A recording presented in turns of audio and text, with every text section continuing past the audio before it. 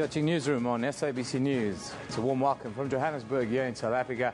I'm Eben Jansen. The show is broadcast live every weekday morning between 9 and 10 a.m. Highlights are then repeated at 2 o'clock in the afternoon with a rebroadcast at 5 a.m. the following morning.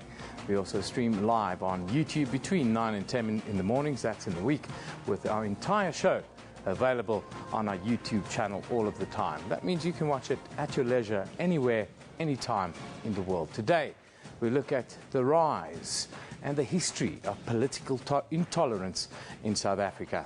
Then the nation awaits the Finance Minister's budget speech in Parliament later today. And we'll have two of the country's top models in the studio later. But first, let's take a look at the news headlines.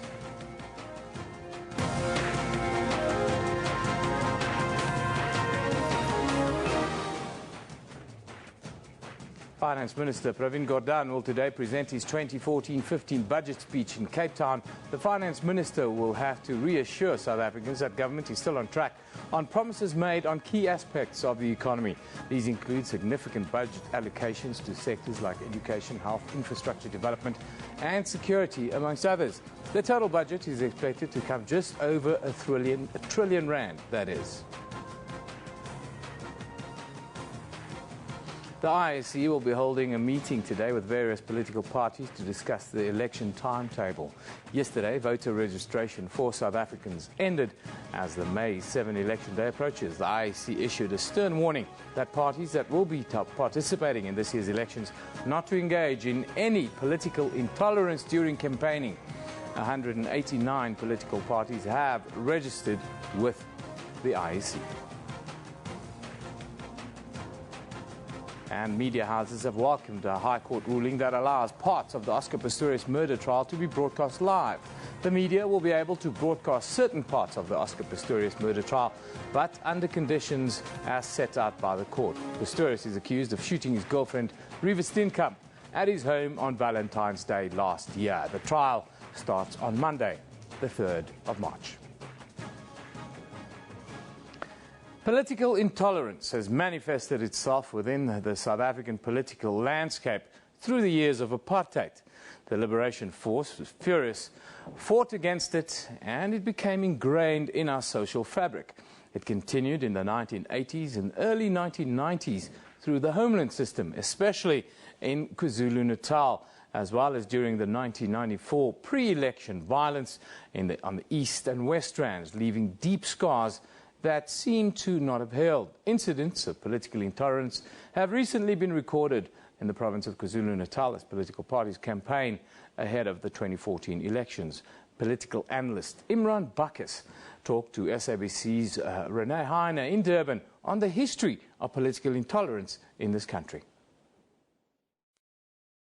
The continuation of a trend that began in 1985, where in the civil war of 85 to 95 we lost 20,000 people in KwaZulu-Natal. And in some ways this seems to be a continuation of that trend. Interestingly and frighteningly perhaps, from 2009, 50 local politicians have been killed. And I think this very much has to do with the politics of power, with the politics of patronage. Also has to do quite crudely with people wanting to get political positions, because political positions are also linked to wealth accumulation and to upward social mobility. Now, we obviously have different dynamics here. We've got new parties on the scene. Has this made it worse? Has this exacerbated it? In some ways, yes, because the NFP is a breakaway from the IFP, and much of the violence seems to be linked to the NFP in hostels, etc. But I think the other interesting dynamic that we often forget is that we come from a history of inter-party violence, and much of the violence now, I think, is also intra-party violence. And against violence that's intra-party is linked to this politics of accumulation, politics of wanting political positions, and therefore upward social mobility. How do you think will this impact the polls eventually? I mean, people can't move around freely, or there's fear and intimidation. Yeah. Well, I'm hoping it settles down. I also don't want to overestimate the impact it will have on the elections. I'm hoping that proper intervention by the security forces, by major political players, that this is likely to simmer down and hopefully gets addressed adequately fairly soon. Has this been successful in the past, as we've had similar interventions before elections? Well, yes and no. I think what's required now is that those that are seen to be perpetrators of this violence, the chain of command needs to get arrested. I think much of the critique has been against the police, that they haven't been doing enough to arrest people. I think on the other hand, we need people in positions of political power and leaders of this political parties to condemn what's been happening. And I think quite honestly, we also need our intelligence services to be doing a greater job and a better job at identifying people involved in this and getting them to account. I don't think they necessarily have been doing as good a job as we'd expect. Yes, pre-election political violence has already claimed the lives of 2 women in the province of KwaZulu-Natal. At the heart of the dispute is political intolerance between the Inkatha Freedom Party and the National Freedom Party supporters at Kwamashu Hostel. In another incident, ANC members blockaded the NFP from campaigning in the Mchongweni area. Political tolerance means respecting and accepting the basic rights and civil liberties of people and groups whose viewpoints differ from your own. Now, to take this discussion further from our Polokwane studio, we are joined by political analyst Alvis Masocha. Good morning and thank you for joining us today. Good morning to you, Eben, and the viewers of SABC News. Tell us, are political parties in South Africa involved in stoking up their supporters against each other, and is that causing the political intolerance and the violence that we're seeing in some areas in this country? You know, there are several contributing factors with regard to the scourge of, political intolerance. Firstly, ethno-regionalism is a contributing factor, one of the contributing factors. Ethno-regionalism is a belief that, a political party who comes from a particular ethnic group, staying in a particular vicinity, then is the only one who has monopoly within that constituency. That politician won't allow other politicians or even rival political organizations to come and campaign within that vicinity. So the problem of ethno-regionalism is one of the contributing factors. The second aspect is the geopolitics of the political landscape, whereby we turn political constituencies into business markets to say this market belongs to political party A, the other market belongs to political party B.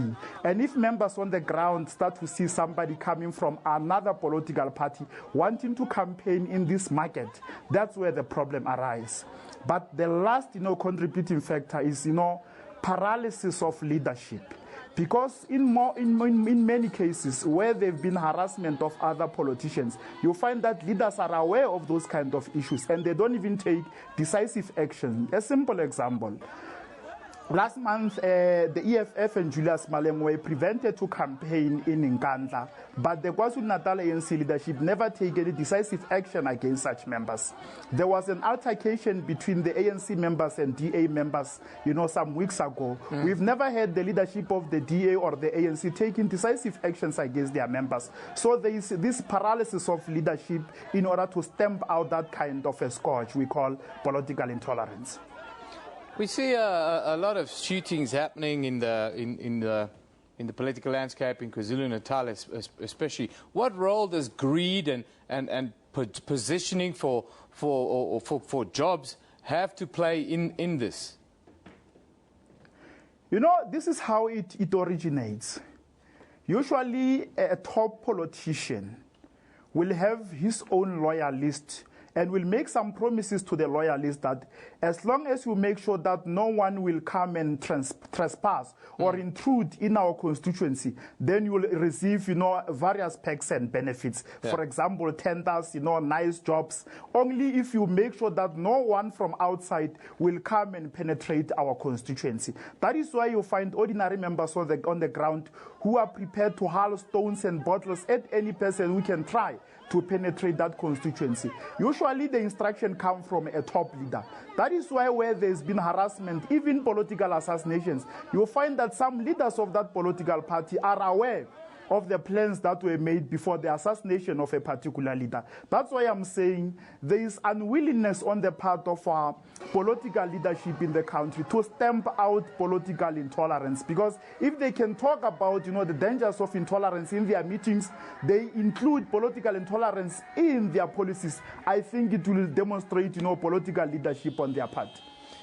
So, Elvis, what you're saying, it's not so much a question of political immaturity that we see this. It's more a scenario of political thuggery on the part of some political leaders. Yeah, like we say, there are people who like, to play a double game of running with the rabbit and hunting with the dogs. Yeah. Publicly these people will condemn political intolerance, but secretly will encourage their members on the ground to intimidate and harass other rival, politicians who come into their constituency. So you'll never understand as to whether is there a clear political willingness on the part of leaders to address that problem. Because it doesn't serve any purpose if a leader can publicly condemn intolerance, but secretly encouraging members to harass members of other parties. How do we tackle this problem ahead of the elections? The solution is very simple, Eben. Firstly, leaders, particularly the top leaders of political organizations, should meet with their subordinate leaders at provincial level, regional level, and branch level, and give them a clear instruction that you have got the responsibility to make sure that there are no casualties of political intolerance in the structures that you serve. Because in many cases, whenever somebody has been harassed or intimidated or assassinated from another political party, you will find that some leaders of that organization were aware of the plans to harass or even to assassinate that rival politician. So it needs, authority on part of the leaders, even to talk about political intolerance every day in their branch meetings, in their conferences, and in their elective conference. They must include it in their policies. Finally, what is your expectation going into the May 7th election? Can we see, or will we see, more targeted killings and political intolerance? I don't think we are a politically unstable country. Even since 1994, we come a very long way. We have mellowed and matured with every elections that we hosted since 1994. Because when we are comparing ourselves to other developing nations that held their own elections, we realize that we are a relatively peaceful and stable country. I think our elections will go very smoothly, but yes, there will be some isolated incidents. But the last thing that I want to mention is we must not confuse political intolerance with youthful exuberance. Young people by nature, they like to clash non-violently. So, for example, whenever the ANC Youth League is having a meeting in close proximity to the EFF, you must expect, some dramas and unexpected incidents. But it doesn't imply that it is political intolerance. I think it's a symptom of youthful exuberance. Well, thank you for joining us. Let's hope the youthful exuberance don't end up in mass killings and lots of violence. That's Elvis Mosoga, political analyst in our studio in Polokwane. Thank you for joining us today. Thank you very much, Eben. Well, this comes as the Independent Electoral Commission has also issued a stern warning to parties not to engage in any form of political intolerance during their campaigns in the run-up to the election. The last opportunity for South Africans to register to vote for the May 7 election has expired. Speaking to the SABC, Mosoto Mwepya, the CEO of the IEC, said they will hold a meeting with various political parties today. The timetable for elections will be discussed. According to the IEC, 189 political parties have registered. The Commission will discuss the timetable for elections. It includes, among other things, the dates to register, candidates' lists, and a timeline for parties to pay deposits. That a day after proclamation, the Commission consult with the party liaison committee at the national sphere of government. We will be doing so. We have already scheduled a meeting with the PLC, and that meeting will consult on the election timetable that the Commission would then need to gazette. As the country gets ready for elections, parties are going all out to garner votes. But political intolerance in some provinces is a concern. Whatever campaigning happens must happen peacefully, and people must have the right to choose parties of their choice, to participate in the activities of those parties, and to vote for the parties that, in fact, appeal to them the most. The IEC has also called on South Africans to participate as domestic observers during elections. This as part of celebrating 20 years of democracy. SABC News will continue to give you updates about how we prepare for this landmark election on May the 7th in this country. But let's take a look now at what you are talking about on social media. Of course, it's Oscar Pistorius, very much on everyone's mind. Giturumwai says, Twitter revolutionizing law. Oscar, hard truth set up by Oscar Pistorius' defense team. If only Twitter was there during OJ's trial. But OJ was innocent. Constantine Sofianos says, I don't care about Oscar Pistorius. Leave me alone.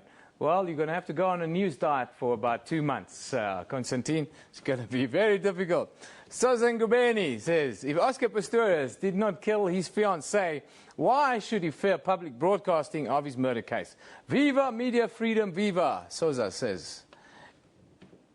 Carl Ferguson says, at Lucky Media, Oscar Pistorius broadcast, what journalistic insight will it give people? Or simply become money-making soap opera? Well, the people have a right to know. After all, it is the biggest name in, well, the biggest name probably in the world of sport. This was the face of the Olympics. Not only the Paralympics, but the proper Olympics as well. No one bigger in the world. So, unfortunately, it is in the public interest, not only in this country, but all around our little planet. At SABC Newsroom, that's where you can send your contributions. If you don't like what we say, then say it on that red line there, at SABC Newsroom on Twitter, sabc.co.za/news. That's where you can get all the updates all of the time. After a short break, Finance Minister Pravin Gordhan will, well, we won't deliver the speech after the break. He'll deliver it later today. We'll dissect it with a couple of very intelligent young men here in the studio. This is Newsroom on SABC News.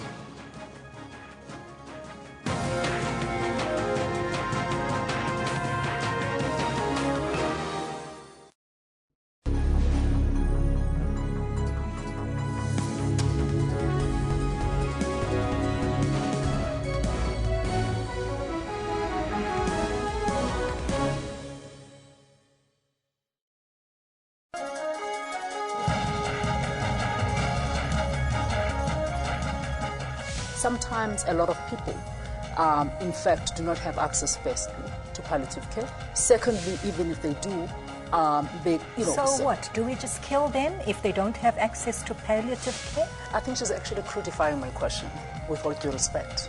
If you actually actively assist somebody to die, then you are convicted of murder. Who should take the burden of terminating a life? It's very problematic for doctors to play God. That's Rights and Recourse, Sundays 2 p.m. on SABC News.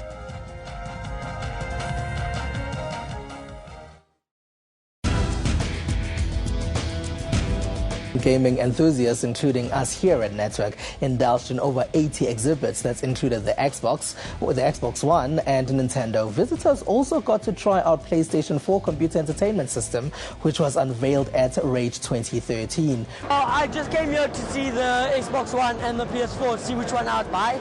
If you have close to 400,000 Rand to spare, then you can buy the new UHD TV set. Samsung has launched cheaper models, but cheaper doesn't necessarily mean cheap. South Africa has just received the country's first surgical robot, but the robot isn't quite taking over from your surgeon just yet. That's Network, Sundays, 7:30 p.m. on SABC News.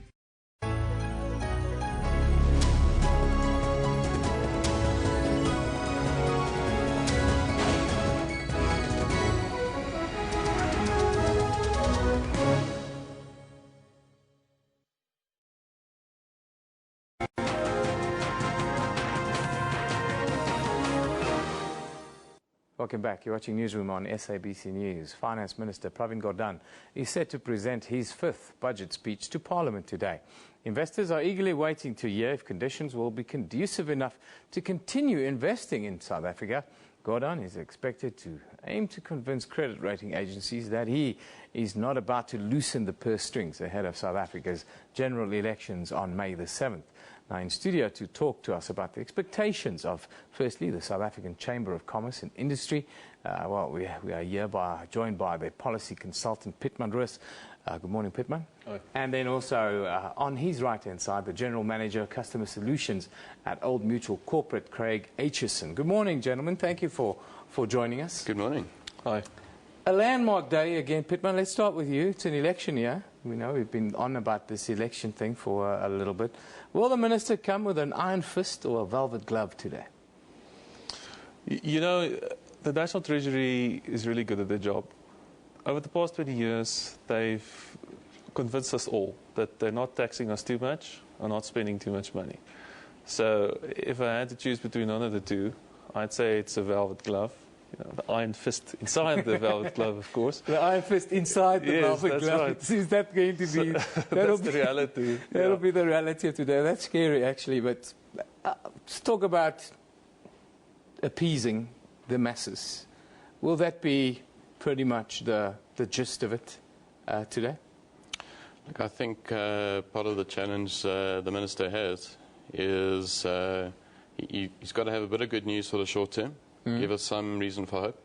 But he actually has to make some tough decisions today to set us on course for long-term prosperity. And so that trade-off, you know, it's the same trade-off we all face every day. Yeah. Do I buy a lot of things today or save for the future? Or save a little bit. He's got the same trade-off he's going to have to try and negotiate today. What do you expect those trade-offs to be in Parliament made by the Minister today? Well, I think on one hand, he's certainly, you mentioned the credit rating agencies. He's got the budget deficit. He's got to show that he's got a plan to tackle that. Yeah. At the same time, he's really needing to stimulate growth, to stimulate an environment that is conducive to job growth. And also, he's very set on growing savings, which is a key enabler for our nation. So there's lots to do and not a lot of spare capacity really that he's got and levers to pull to achieve it. South Africans don't save, Pittman? No, we don't. That's the short answer.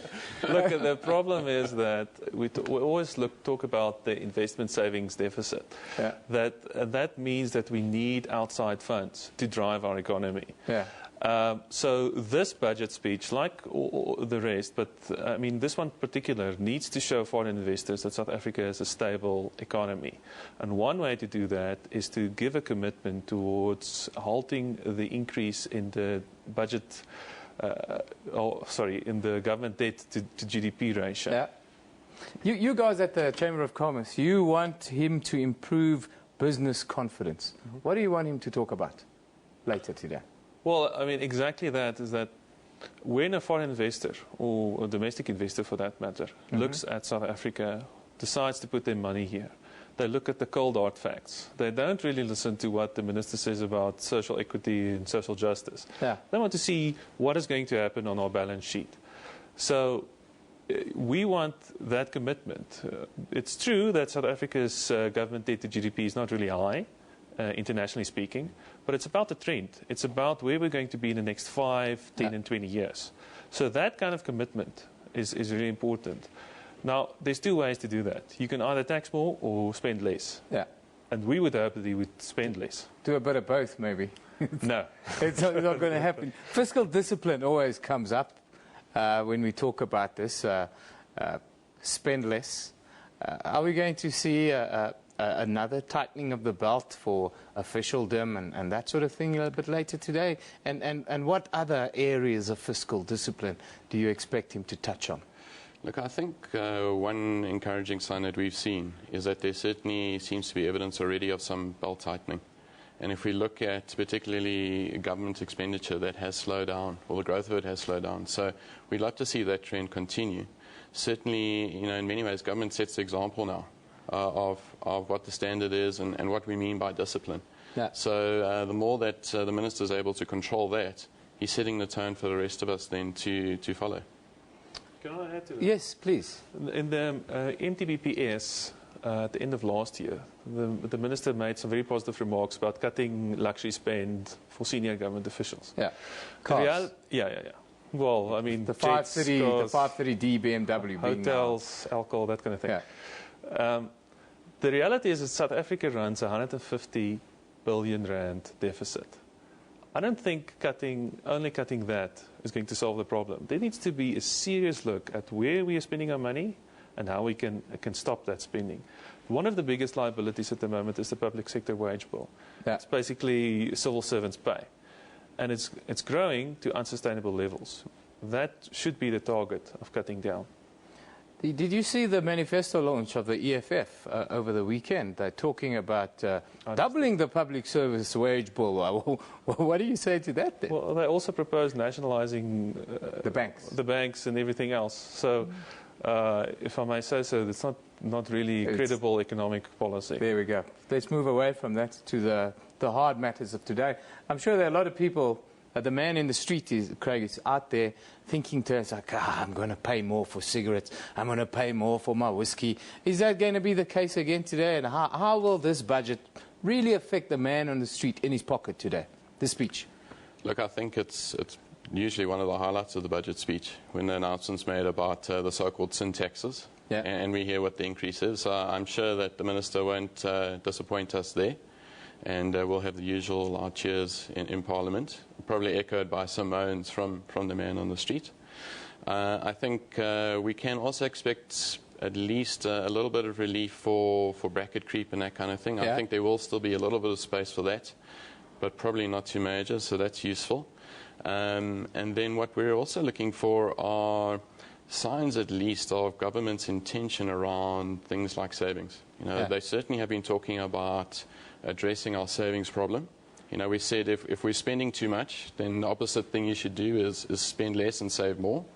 And what we're very interested to see is how serious is government about bringing about a situation where savings to some degree is actually compulsory. Yeah. How do you save more and create more jobs? Pittman, how do you do that? The only people that can save is households. So households will have to save more, and by saving more, there's more cash in the economy. And with that, if there's more cash, it's relatively cheaper to loan the money and to start a new business. The problem that we're seeing is a crowding out effect. If government takes up too much debt, it drives up the cost of capital. It drives up the cost of actually borrowing money. Yeah. So it makes it more difficult for the private sector to go to the bank and say, we want to start a factory or farm or, a new bank. That's why the need to cut the government debt is so important. It trickles down to the entire economy. How do you do that and continue to spend on social priorities? Look, I think, and maybe just adding on to what Pittman was saying, so certainly we need households to save. Right now, the net savings of all our households in our country is exactly zero. In other words, they are saving, but at the same time, every rand they're saving, they're also taking out an equivalent rand of debt. And so they're actually contributing zero to savings. Now, part of the problem of that is, and we've seen it recently, is when the world economy goes through a little bit of a shake. For instance, when the Fed in the USA says, well, let's taper, our rand just gets hit quite heavily. Yeah. Better savings helps cushion some of those things. The Germans were the only people that saved, though. The Germans were the only ones that saved in Europe. And how are we going to convince South Africans to start saving? Well, I'll tell you why. I'll tell you how. I'm sounding like a record that's stuck. Okay. But why is inflation an issue, or why is the weak exchange rate an issue? Yeah. Those two are linked. Because we pay more for foreign imports, our consumer inflation is driven up. Yeah. People have less money to actually save. So how do you fight that? By driving down government debt, because it will create a more better situation, or better look, better investor confidence in South Africa. So it's why we're saying that is really the priority. He had the first word. You've got the last word today, Craig. What's your last word ahead of the budget speech today? I think we're certainly looking for any encouragement that the Minister can give us to, rather than spend right now and save later, is to pay ourselves, encourage us to save a bit more, and stay away maybe from things like debt, especially if it's going to be something we're going to use for those wines and those cigarettes. Yeah, there we go. Gentlemen, you're going to have a tough job convincing South Africans to do so. However, let's hope that the Minister can drive down debt, as you say, and then in the long term, everyone lives a little bit better. Cool. Thanks for joining us. That's Piedmont Root, who's from the South African Chamber of Commerce and Industry, and Craig Etchison, who is General Manager, Customer Solutions at Old Mutual Corporate. And just to recap, Finance Minister Pravin Gordhan is likely to stick closely to spending plans and budget deficit targets when he presents the government budget this afternoon. This year's budget will outline government spending plans for the next 3 to 5 years. Some economists believe there will be few surprises as the country heads towards an election. The Minister is expected to try and convince credit rating agencies that he is not about to loosen the purse strings ahead of the general elections on the 7th of May. The consensus for economists is for Gordhan to announce a deficit of 4.2% of gross domestic product. Political parties want the Finance Minister to deal decisively with the escalating budget deficit to prevent a further downgrade by international ratings agencies. They say while it's difficult for government to manoeuvre, the Minister must resist over-promising for electioneering purposes. NIMSA in the Western Cape is meanwhile set to march to Parliament to express opposition to the youth wage subsidy. That'll happen a little bit later today. Let's take another look at what you are saying or talking about on social media. Of course, the budget money focuses the mind, as they say. Very much on everyone's mind today is the budget. September says, Mr. Pravin, please don't kill us. We're already paying too much tax. On my knees, budget 2014. Temba says, Temba, my friend, unfortunately, death and taxes, those are the only certainties we have in this life. My Startup says we're hoping to see more tax incentives to promote entrepreneurship, particularly around early-stage seed funding. Yes, and if we can break the monopolies also, we'd all be very happy. Thank you, My Startup. Let's move on. In honor of M&M being in the country, Pravin Gordhan should wrap the budget speech, says Chad Hendricks. I think that one is not going to happen, my friend, but good try. Rare Pearl says, Finance Minister Pravin Gordhan to present the National Budget Speech 2014 in Parliament today. I hope he puts education on a bigger piece of the pie. Education already has such a big piece of the pie, Rare Pearl. And then Sanele says, Pravin Gordhan will increase social grants.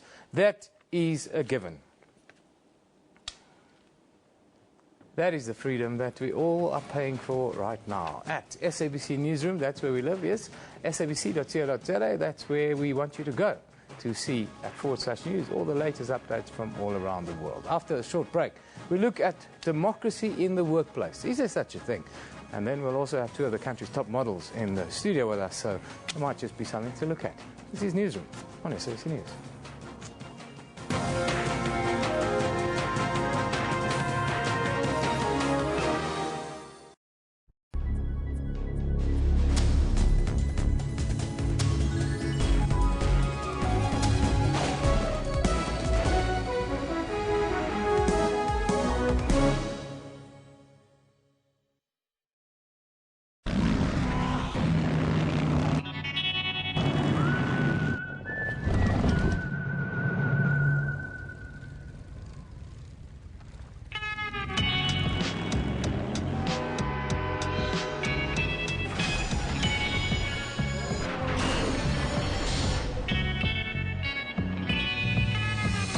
Respect isn't commanded, it's earned.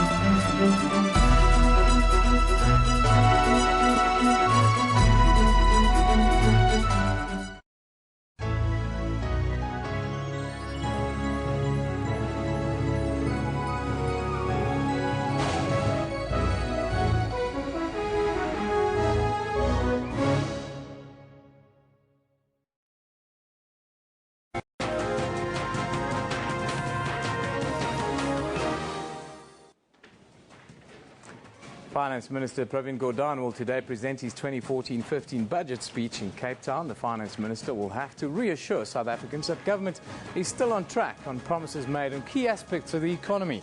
These include significant budget allocations to sectors like education, health, infrastructure development and security, amongst others. The total budget is expected to come to just over R1 trillion South African rands.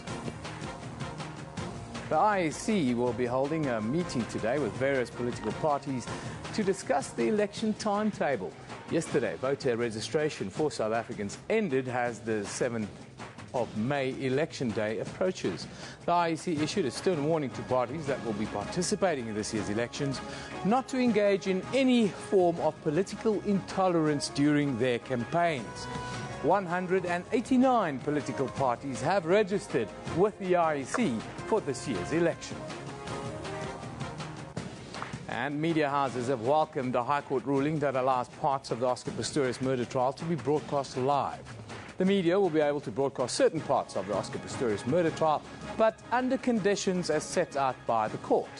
Pistorius is accused of shooting his girlfriend, Reva Steenkamp, at his home on Valentine's Day last year. The trial starts on Monday.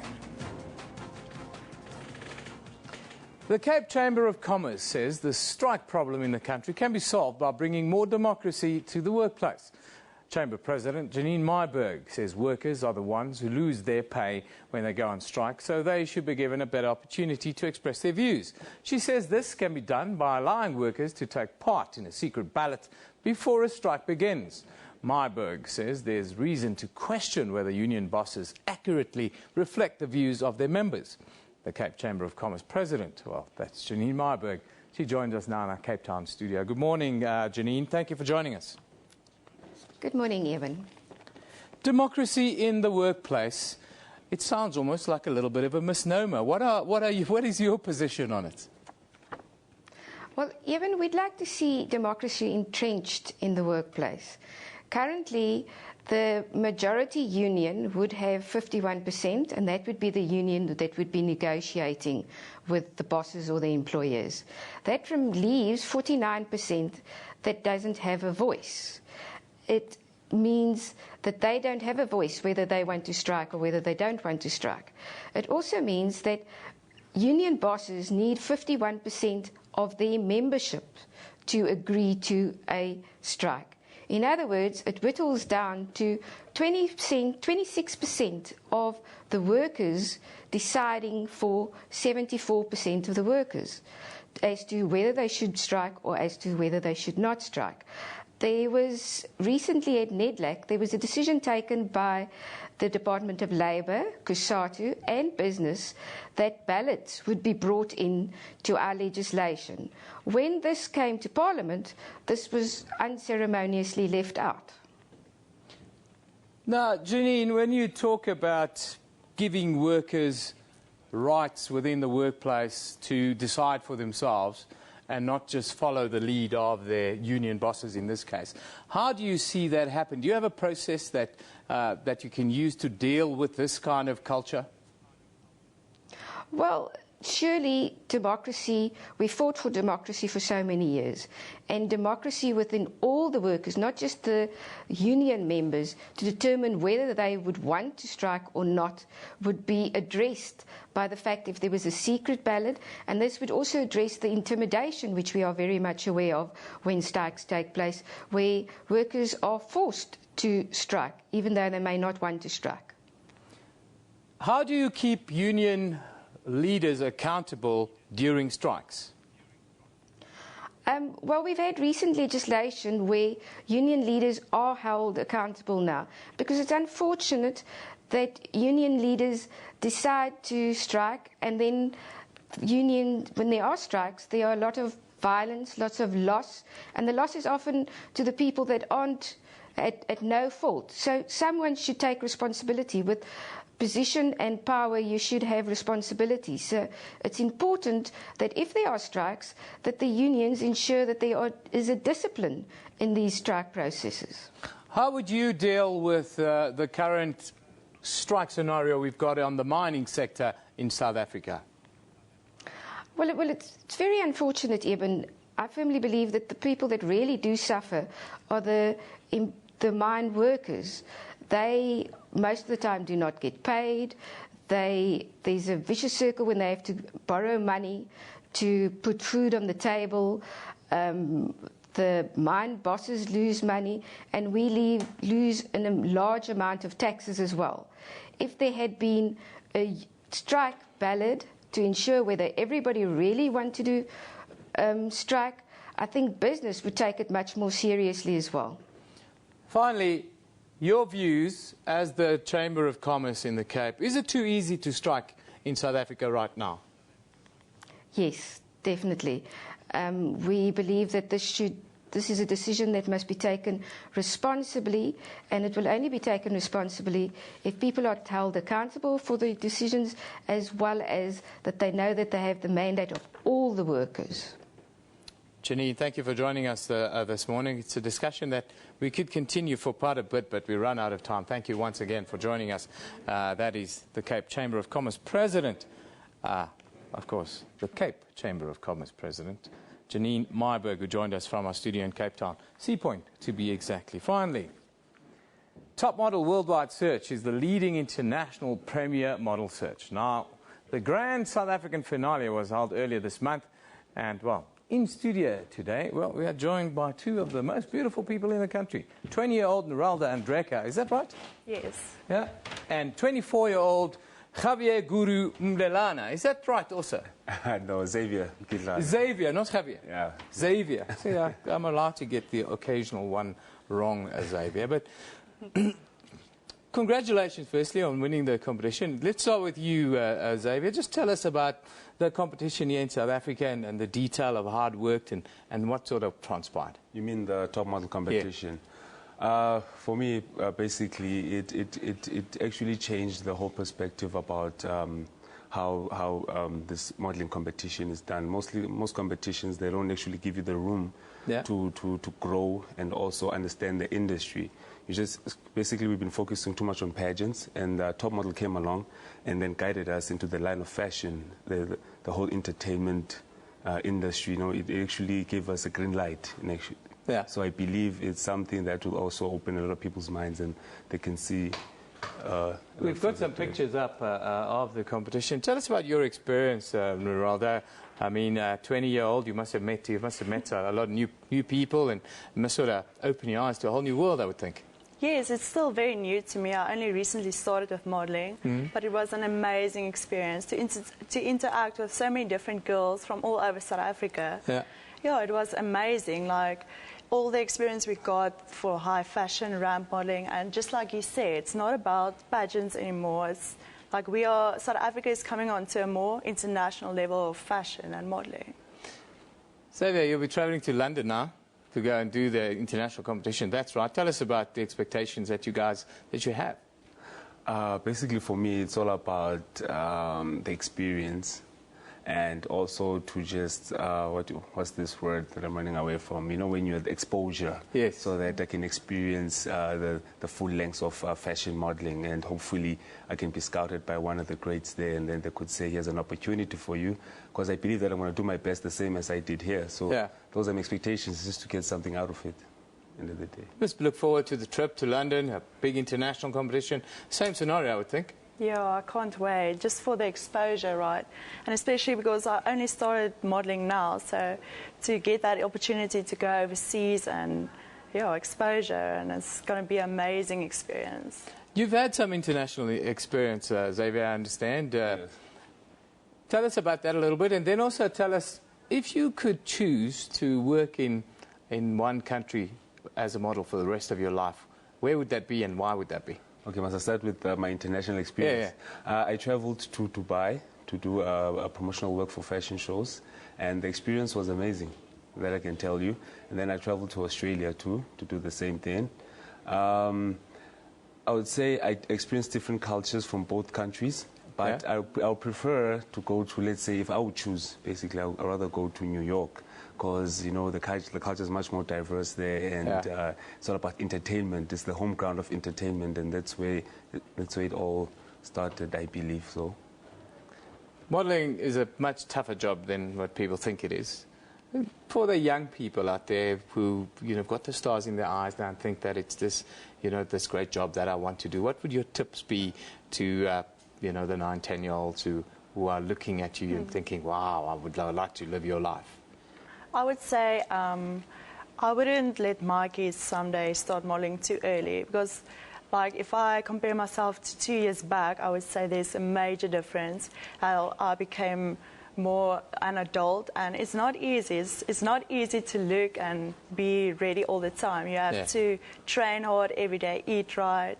But I still have my cheat days on Sunday. So yeah, but it's hard work. One day a week you're allowed to eat whatever you like. Yeah, I give myself a cheat day every Sunday. So then I eat whatever I want. That's very nice. I'm gonna put that into my diet as well. As you can see, I'm so skinny also. So tell us about the South African modelling industry. How difficult is it to eke out a living here? I think it's very difficult, I won't lie to you. I've been trying to crack the industry since 2009 when I was about 19. Yeah. And it was so difficult. It's all about who do you know and which designers you know. It's the honest truth. If you don't know any people out there, no matter how hard you try, it's going to be hard for you to crack it. Yeah. So now with the stuff like Top Model coming through, they're not biased. It's not about who you know. It's about doing what you do in front of the people. Like there's judges, they judge you according to your performance and stuff like that. But I think things are going to change basically as we actually starting to get more exposure towards that. And comparing us and the quality of our guys and our women compared to the international level, where are we at the moment? I think we are definitely coming to their standards. Like South Africa was all about more than pageants a while back, and it's all moving away from it. Like international status, definitely. And where do you see yourself now after this? But both of you got a minute to tell us. Where do you see yourself in 5 years' time? 5 years' time, I believe that I'll be... actually, I want to put South Africa on the map when it comes to South African models. I want to reach as far as I can go. And then they could say, this guy represents South Africa, also in a good way, so that more companies can come to South Africa and also can explore more about modeling and stuff. Yeah, definitely more international status for South Africa, because we've got so many beautiful girls and guys here in South Africa, and natural beauty, and definitely put South Africa out there. Fantastic, guys. Well, all the best with the top model competition in London. Hope you guys go very well. You've got the support here from us, and we're going to put all your stuff on our Twitter pages and tell people to follow you guys and see how you go. Okay. Thank you so much. Thanks. Thank you very much for joining us today. That is two of South Africa's top models, Nuralda and Xavier, who will be going to London for the Top Model Worldwide competition. Let's take a quick final look at what you're talking about on social media. Of course, Tabo says Uganda just went 100 years back and African leaders choose to keep quiet and turn a blind eye. That's, of course, the anti-gay laws in that country that he's talking about, where you could get life in prison for homosexual sexual acts. It's like ancient, archaic. I don't know. Justice Project SA says Uganda fines human traffickers around $3,000 if proven guilty, yet if you're a homosexual, you face a life sentence. Talk about priorities. Absolutely. That is a shocker, I say. Uncle Fausto says, Kayadlanga, only thing SA can do is accept some people from Uganda as asylum seekers, but they can't go in there and change law. That is correct. People criticizing South Africa for keeping quiet, but what can you do? It's a sovereign country. You can't go in there and lay down the law.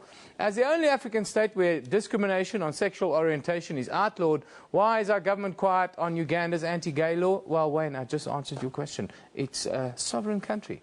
And, we can't really go in there and change the law. The law is the law in that country. That's where we wrap it, unfortunately. If you have views on Uganda's anti-gay laws, at SABC Newsroom, send it there. We'll talk about it again tomorrow. sabc.co.za/news. All the updates, all of the time. One of the top news sites in the country right now. This show is broadcast live every weekday morning between 9 and 10 a.m. Highlights are then repeated at 2 in the afternoon. The rebroadcast at 5 a.m. the following morning. We're also streaming live on YouTube between 9 and 10 a.m. every day, with the entire show available on our YouTube channel all of the time. So you don't have an excuse to watch us anywhere in the world, anytime. Even these guys going to London They can watch us when we are there. This is SABC News. You've been watching Newsroom, where we love it in the morning.